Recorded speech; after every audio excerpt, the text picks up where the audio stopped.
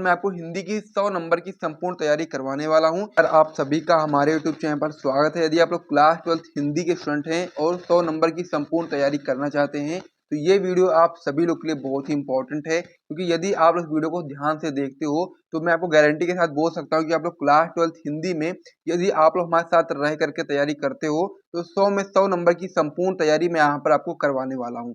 हिंदी में जो क्वेश्चन मैं आपको बताने वाला हूँ, चाहे आपका गद्यांश हो, पद्यांश हो, बहुविकल्पी प्रश्न हो या फिर जीवन परिचय या फिर निबंध हो, इस प्रकार से जितने भी क्वेश्चन मैं आपको यहाँ पर बताने वाला हूँ सभी आपके बोर्ड एग्जाम के लिए बहुत ही इंपॉर्टेंट हैं। और यदि आप सारे प्रश्नों को तैयार करके जाते हो तो आपके 100 नंबर की पूरी तैयारी हो जाएगी और साथ ही में इसी में से क्वेश्चन आपको अपने बोर्ड परीक्षा 2025 में देखने को मिलेंगे। तो सबसे पहले आप लोग वीडियो को लाइक कर दो, चैनल को सब्सक्राइब कर दो, फिर हम वीडियो में आगे बढ़ते हैं। और आज हम लोग क्या पढ़ने वाले हैं जो कि आपके बोर्ड परीक्षा के लिए बहुत ही इंपॉर्टेंट है, उसको हम लोग देखना शुरू करते हैं। सबसे पहले मैं आपको बता दूं कि यहाँ पर मैं आपको हिंदी की 100 नंबर की संपूर्ण तैयारी करवाने वाला हूं। तो हिंदी का जो आपका पेपर आता है वो आपका 2 खंडों में आता है। पहला खंड कौन सा होता है? खंड का आपका 50 नंबर का होता है, जिसमें आपका पहला क्वेश्चन होता है हिंदी गद्य के विकास से संबंधित आपके 5 बहुविकल्पी प्रश्न दिए जाते हैं, जिसके लिए आपको 5 नंबर मिलते हैं। दूसरा आपका इसमें होता है काव्य साहित्य का विकास, यानी काव्य साहित्य के विकास से भी आपके यहाँ पर 5 बहुविकल्पी प्रश्न आते हैं, उसके लिए भी आपको 5 नंबर दिए जाते हैं। यानी कि टोटल 10 MCQ क्वेश्चन आते हैं आपके बोर्ड एग्जाम में हिंदी में, जिसके लिए आपको 10 नंबर दिए जाते हैं। तो इसके लिए मैंने आपको 80 सबसे ज्यादा इंपॉर्टेंट बहुविकल्पी प्रश्न करवा दिए हैं, गद्य और पद्य दोनों से मिला करके। तो यदि आप लोगों ने उसे अभी तक नहीं देखा है तो प्लेलिस्ट में आकर के आप लोग उसे भी देख सकते हैं। तो ये आपका जो पहला जो क्वेश्चन था, पहला और दूसरा, हिंदी गद्य का विकास और काव्य साहित्य का विकास, दोनों आपका कंप्लीट हो चुके हैं। अब तीसरा जो आपका इसमें होता है खंड का में तीसरा प्रश्न जो आपका होता है गद्यांश से संबंधित, या फिर बोल सकते हो गद्यांश पर आधारित प्रश्नोत्तर और पद्यांश पर आधारित प्रश्नोत्तर। टोटल आपका ये 20 नंबर का आता है। ठीक है, 10 नंबर का गद्यांश से रिलेटेड प्रश्नोत्तर और 10 नंबर का आपका पद्यांश से रिलेटेड प्रश्नोत्तर। तो आज हम लोग इसी टॉपिक को स्टार्ट करने वाले हैं। सबसे पहले हम लोग यहाँ पर देखेंगे गद्यांश से संबंधित आपके जो प्रश्न उत्तर होते हैं, कौन कौन से गद्यांश हैं जो कि आपके बोर्ड एग्जाम के लिए बहुत ही इंपॉर्टेंट है, उन सारी चीजों को यहाँ पर देखने वाले हैं। तो सबसे पहले वीडियो को आप लोग लाइक कर दो, चैनल को सब्सक्राइब कर दो, और साथ ही वीडियो यदि आपको पसंद आ रहा है तो वीडियो को अपने दोस्तों के साथ शेयर भी कर दीजिए। फिर हम लोग आगे बढ़ते हैं और गद्यांश पर आधारित प्रश्न को देखते हैं और कौन कौन सा गद्यांश आपके एग्जाम के लिए इंपॉर्टेंट है, वही गद्यांश यहाँ पर मैं आपको करवाने वाला हूँ। तो ये आपको यहाँ पर समझ में आ गया होगा। तो चलिए वीडियो को स्टार्ट कर देते हैं। मैं उम्मीद करता हूँ कि आप लोगों ने वीडियो को लाइक कर दिया होगा। तो चलिए शुरू कर देते हैं। तो यहाँ पर आप लोग जानते हैं कि जो आपका गद्यांश 10 नंबर के लिए आता है, 2 गद्यांश आते हैं जिसमें से आपको एक करना होता है, उसके लिए आपको 10 नंबर दिए जाते हैं। 5 क्वेश्चन होते हैं, 5 क्वेश्चन, हर एक क्वेश्चन आपका 2-2 नंबर का होता है, तो 10 नंबर का आपका गद्यांश होता है। ठीक है, 2 आएंगे, एक आपको करना होगा, जो भी आपको अच्छे तरीके से याद होगा वो आप कर सकते हैं। उसी प्रकार से पद्यांश भी आपका 2 आता है, उसमें से जो आपको बहुत ही अच्छे तरीके से याद हो उसे आपको कर देना है और आपको 10 नंबर वहां से भी मिल जाएंगे। तो यहाँ पर आपका 20 नंबर का पूरा ये टॉपिक होता है। सबसे पहले हम लोग गद्यांश के ऊपर बात करने वाले हैं, कौन कौन सा गद्यांश आपके एग्जाम के लिए इंपॉर्टेंट है और वो गद्यांश में आपको किस प्रकार से आपके एग्जाम में क्वेश्चन आते हैं और किस प्रकार से आपको उसका उत्तर लिखना है, पूरा मैं आपको यहाँ पर बताने वाला हूँ। तो चलिए शुरू करते हैं वीडियो को। तो वीडियो में आगे बढ़ने से पहले मैं आपको बताना चाहता हूँ कि यदि आप लोग हमारा सक्सेस बैच ज्वाइन नहीं किए अभी तक तो उसे जरूर ज्वाइन कर लीजिएगा। डिस्क्रिप्शन बॉक्स में आपको हमारा व्हाट्सएप नंबर मिल जाएगा, वहां से आप लोग ज्वाइन कर सकते हैं, जिसका चार्ज बहुत ही मिनिमम कर दिया गया। मात्र 100 रुपए में आपको physics, chemistry, biology, Hindi, English सभी के इंपॉर्टेंट क्वेश्चन आंसर प्रोवाइड कराए जा रहे हैं, जो कि आपके बोर्ड परीक्षा और 25 के लिए बहुत इंपॉर्टेंट है। तो आप लोग भी ज्वाइन कर लो और साथ ही में जो भी आपके दोस्त हैं उनको पास भी शेयर कर दो, वो लोग भी इसको ज्वाइन कर लें। फिर हम लोग शुरू कर देते हैं। तो सारी चीज आप समझ ही गए होंगे, तो चलिए शुरू करते हैं। सबसे पहले हम यहाँ पर क्या करने वाले, गद्यांश पर आधारित प्रश्नोत्तर। तो कौन कौन से गद्यांश आपके एग्जाम के लिए इंपॉर्टेंट है, जिसमें आपका जो पहला गद्यांश है जो कि आपका जो मॉडल पेपर जारी हुआ है उसमें भी आप देखेंगे तो ये वाला गद्यांश आपको देखने को मिल जाएगा। गद्यांश पहला आपका कौन सा है इसमें, कि भूमि का निर्माण देवों ने किया है। ठीक है, वह अनंत काल से है और उसके भौतिक रूप, सौंदर्य और समृद्धि के प्रति सचेत होना हमारा आवश्यक कर्तव्य है। भूमि के पार्थिव स्वरूप के प्रति हम जितने अधिक जागृत होंगे उतनी ही हमारी राष्ट्रीयता जो आपकी होगी वो बलवती हो जाएगी। धाराओं की जननी है। ठीक है, क्या है कि यह पृथ्वी सच्चे अर्थों में समस्त राष्ट्रीय विचारधाराओं की जननी है। जो राष्ट्रीयता पृथ्वी के साथ नहीं जुड़ी होती वह निर्मूल होती है, यानी कि उसका कोई भी अर्थ नहीं होता है। राष्ट्रीयता की जो जड़ें होती हैं पृथ्वी में जितनी अधिक गहरी होंगी उतना ही राष्ट्रीय भावों का अंकुर पल्लवित होगा। इसलिए पृथ्वी के भौतिक स्वरूप की आद्योपांत जानकारी प्राप्त करना, उसकी सुंदरता, उपयोगिता और महिमा को पहचानना आपका आवश्यक धर्म है।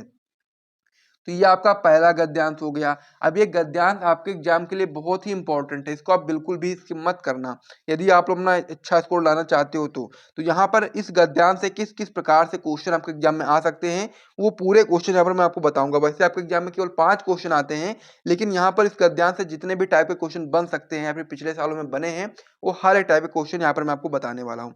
और साथ ही में जो आपको यहाँ पर देखेंगे जो लाइन खींची हुई है ये आपका क्या है, रेखांकित अंश है। तो रेखांकित अंश की व्याख्या भी आपको लिखने के लिए आती है, तो कैसे लिखोगे पूरा मैं आपको यहाँ पर बताऊंगा। तो सबसे पहले आइए देख लेते हैं कि जो आपका एक गद्यांश है आपको पहचानना क्या है। ये पहचानना आपको ये है कि आपका एक किस चैप्टर से लिया गया है। तो आप लोग देखेंगे जो आपका पहला चैप्टर होता है राष्ट्र का स्वरूप, राष्ट्र के स्वरूप चैप्टर से आपका ये गद्यांश लिया गया है। आपको यहाँ पर पता होगा जो भूमि का निर्माण देवों ने किया, तो यहाँ पर आपको ये चीज आपको यहाँ पर याद होना चाहिए, क्योंकि यहाँ पर जब भी आप देखोगे इसको ध्यान से जब आप पढ़ोगे तो आपको यहाँ पर समझ में आ जाएंगी चीजें। तो यही चीज आपको यहाँ पर समझना है। सबसे पहले आपको यहाँ पर ध्यान रखना है कि ये किस चैप्टर से लिया गया और साथ ही में इसके लेखक कौन है। तो इसी प्रकार से पहला क्वेश्चन आपका इसमें आता है कौन सा, उपयुक्त गद्यांश के शीर्षक एवं लेखक का नाम लिखिए। अब यहाँ पर जितने भी गद्यांश मैं आपको बता रहा हूँ केवल आपको उतना पढ़ के जाना है, ज्यादा पढ़ने की जरूरत नहीं है, लेकिन जितना मैं आपको बताऊँ उतना आप पढ़ लो पहले, उसके बाद में फिर अगर आप एक्स्ट्रा करना चाहते हो तो वो आप कर सकते हो। लेकिन अगर आप लोगों ने अभी तक कुछ भी नहीं पढ़ा है तो जितना मैं बताते जा रहा हूँ सभी को आप पढ़ते हो जाओ। तो पहला क्वेश्चन आपका इसमें ये आएगा कि गद्यांश के शीर्षक एवं लेखक का नाम लिखिए। आपको यहाँ पर बताना है कि गद्यांश का जो शीर्षक है क्या है और साथ ही में लेखक का नाम क्या है, इस गद्यांश को किसने लिखा है। दूसरा क्वेश्चन आपका इस प्रकार से आ सकता है कि राष्ट्र भूमि के प्रति हमारा आवश्यक कर्तव्य क्या है। तो यहाँ पर जब आप अगर आपको आंसर नहीं भी याद होगा तो फिर आप लोग इसमें से दे करके बता सकते हो, इसमें से आप पढ़ोगे तो ये चीजें आपको समझ में आ जाएंगी। ठीक है, तो आप यहाँ पर समझ गए होंगे। फिर हम लोग आगे क्वेश्चन की ओर बढ़ते हैं। अगला क्वेश्चन आपका इसमें हो जाता है कि किस प्रकार की राष्ट्रीयता को लेखक ने निर्मूल कहा है। अब यहाँ पर एक यहाँ पर देखोगे नाम आ गया है निर्मूल, तो यहाँ पर आप देखेंगे कि जो राष्ट्रीयता पृथ्वी के साथ नहीं जुड़ी होती वो निर्मूल होती है। इसी प्रकार से आपको क्वेश्चन यदि नहीं आते हैं तो आप लोग इसमें से ढूंढ करके भी कर सकते हो, और वरना अगर आपको ये चीज अगर अच्छे तरीके से करनी है तो मैं इसका उत्तर भी अभी आपको बताऊंगा, तो उत्तर आप लोग वहां से याद कर लेना।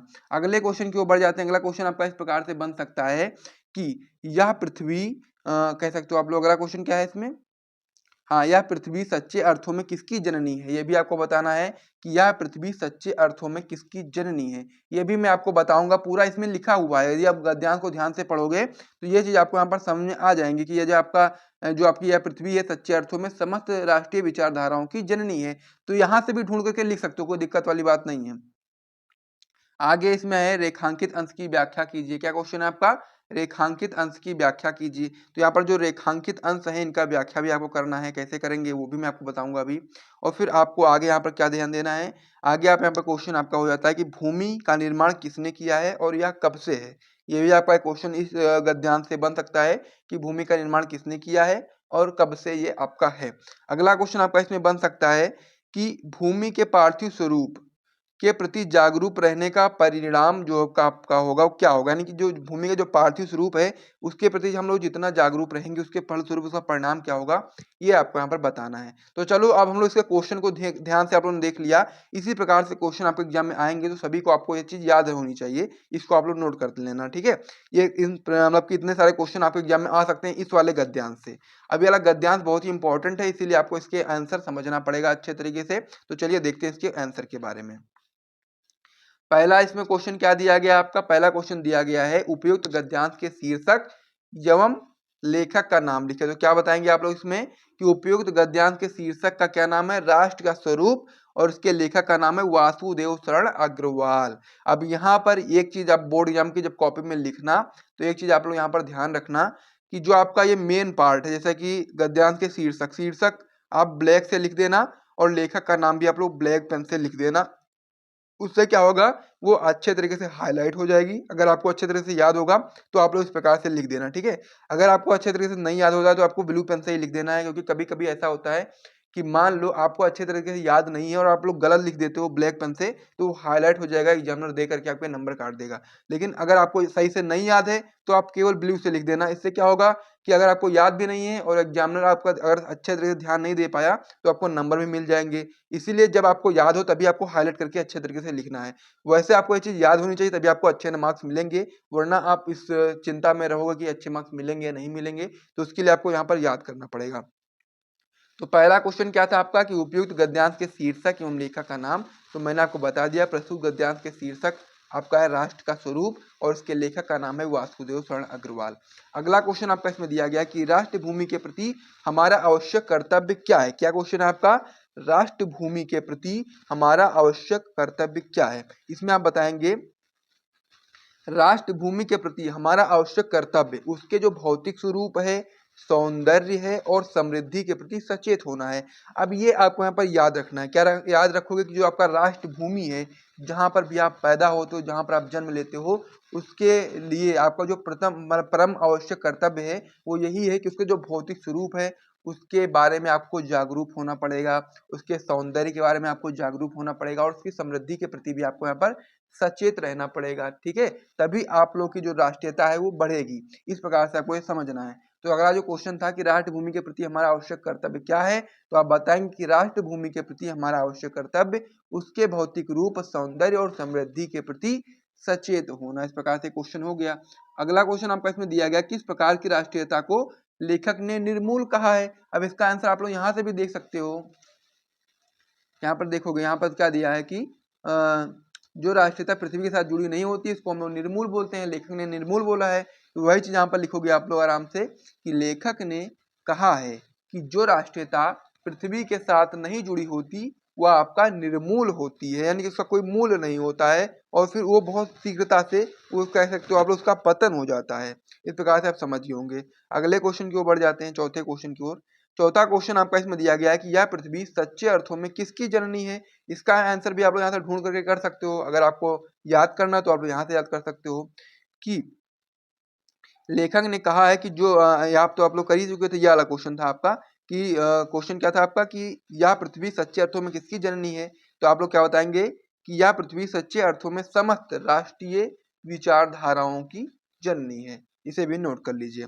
अगला क्वेश्चन आपका इसमें दिया गया रेखांकित अंश की व्याख्या कीजिए, यानी कि जो आपका ये वाला अंश है कि राष्ट्रीयता की जड़ें पृथ्वी पर जितनी गहरी होंगी उतना ही राष्ट्रीय भावों का अंकुर पल्लवित होगा, इसलिए पृथ्वी के भौतिक स्वरूप के आछोपांत जो आपका जानकारी प्राप्त करना, उसकी सुंदरता, उपयोगिता और महिमा को पहचानना ही आपका आवश्यक धर्म है। तो यहाँ से आप देखोगे तो आपको बहुत सारी चीजें निकल करके आ रही होंगी।